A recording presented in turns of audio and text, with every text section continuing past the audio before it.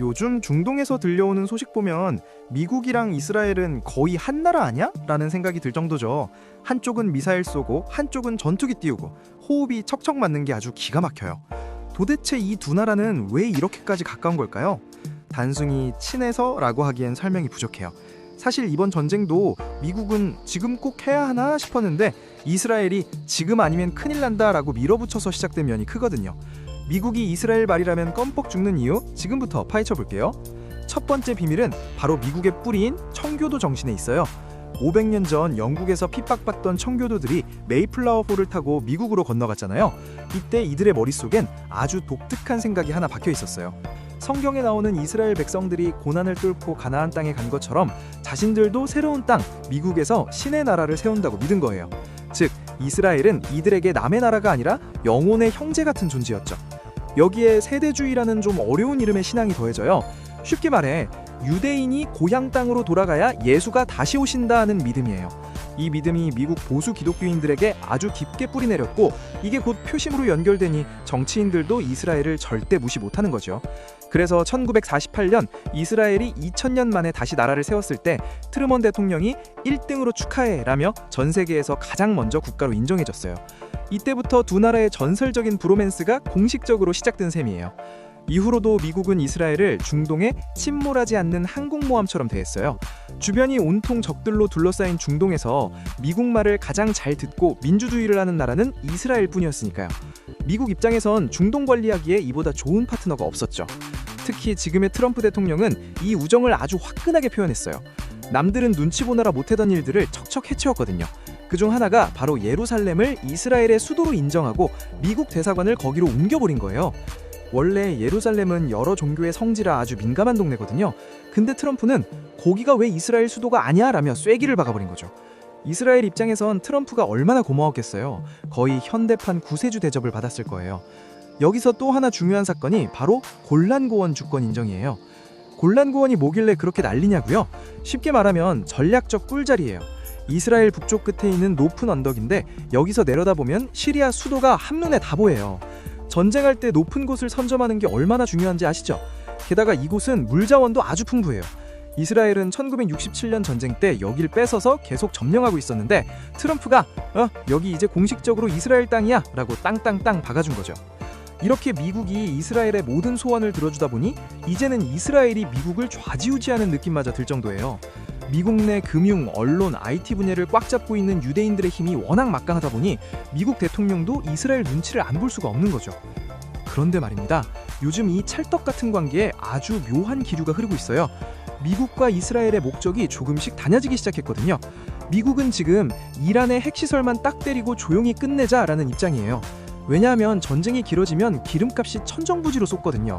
미국인들이 기름값 때문에 못 살겠다라고 화내면 트럼프도 골치 아프잖아요. 그래서 미국은 자꾸만 이제 그만하고 나오자 라며 출구 전략을 짜고 싶어해요. 하지만 이스라엘의 네타냐후 총리는 생각이 180도 달라요. 그는 지금 이번 기회에 이란의 숨통을 아예 끊어놓겠다 라며 전선을 계속 넓히고 있어요. 레바논의 헤즈볼라, 예멘의 후티 반군까지 싹 다 정리하겠다며 지상군까지 보냈죠. 여기서 의문이 들죠. 네타냐후는 왜 이렇게까지 무리하게 전쟁을 키울까요?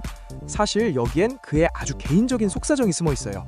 네타냐후 총리는 현재 심각한 부패 혐의로 재판을 받고 있거든요. 전쟁이 끝나면 평시체제로 돌아가고 그렇게 되면 그는 다시 법정에 서야 할지도 몰라요. 하지만 전쟁 중에는 나라를 구하는 영웅으로 남을 수 있고 총리직도 유지하기 쉽죠.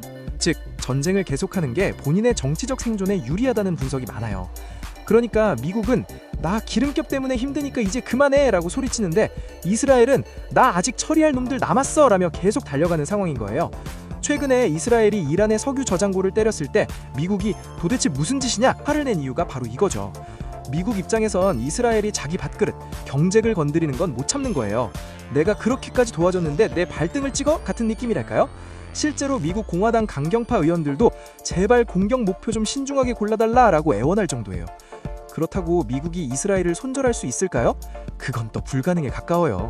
중동에서 이스라엘이라는 파트너를 잃으면 미국의 영향력이 순식간에 사라질 테니까요. 말 안 듣는 동생이지만 버릴 수 없는 아주 골치 아픈 미운정 관계인 거죠. 상황이 이렇다 보니 트럼프를 지지하는 미국 사람들 사이에서도 분열이 일어나고 있어요. 미국 우선주의라더니 왜 자꾸 이스라엘 우선주의를 하는 거냐라는 비판이 터져나오는 거예요. 유가 상승으로 지갑이 얇아지니 당연한 반응이죠. 이스라엘 내부도 복잡하긴 한마디예요. 국민 대다수는 이번 기회에 위험 요소를 제거하자는 전쟁에 찬성하지만 한편으론 장기화되는 전쟁 비용 때문에 경제가 휘청이고 있거든요. 내년 국방비만 18,000원을 더 쓴다는데 이게 다 국민 세금이잖아요. 결국 이 전쟁의 끝은 누구 손에 달려 있을까요? 미국일까요? 아니면 이스라엘일까요? 트럼프는 곧 끝난다라고 말했지만 네타냐후는 더 놀랄 일이 남았다며 여전히 어그레시브한 태도를 고수하고 있어요. 한 명은 기름값을 걱정하는 현실적인 집주인 같고 다른 한 명은 원수를 갚을 때까지 안 멈추겠다는 독기 품은 세입자 같은 모습이에요. 이 미묘한 균열이 과연 두 나라의 끈끈한 브로맨스를 깨트릴 수 있을까요? 사실 역사적으로 봐도 미국과 이스라엘은 항상 박자가 맞았던 건 아니에요. 트럼프도 재선 후에 이스라엘 초댕을 거절하며 기싸움을 한 적도 있거든요. 하지만 결국엔 우리가 언제 싸웠냐라며 금방 화해하곤 했어요. 부부싸움은 칼로 물베기라는 말처럼요. 하지만 이번엔 좀 달라요. 최근 미국과의 핵 협상에 관여했다는 이란의 안보수장 라리자니까지 제거되면서 판이 너무 커져버렸거든요. 이제는 단순히 동맹관계를 넘어서 누구의 전략이 중동의 새로운 질서를 만드냐는 자존심 싸움으로 번지고 있어요. 여러분 한번 생각해보세요. 만약 이스라엘이 끝까지 멈추지 않고 중동 전체를 자기들 방식대로 재편하게 한다면 미국은 끝까지 이스라엘의 뒷배가 되어줄 수 있을까요? 아니면 결국 여기까지만 해라며 강하게 손을 떼게 될까요? 미국과 이스라엘은 지금 그 어느 때보다 위험하고도 뜨거운 동행을 이어가고 있습니다. 이 우정의 유통기한이 언제까지일지 전 세계가 숨죽여 지켜보고 있어요. 이스라엘과 미국의 브로맨스, 여러분은 이 관계가 계속될 수 있을 거라고 보시나요? 아니면 결국 각자의 길을 가게 될까요? 여러분의 생각을 댓글로 남겨주세요. 다음 영상에서 만나요. 감사합니다.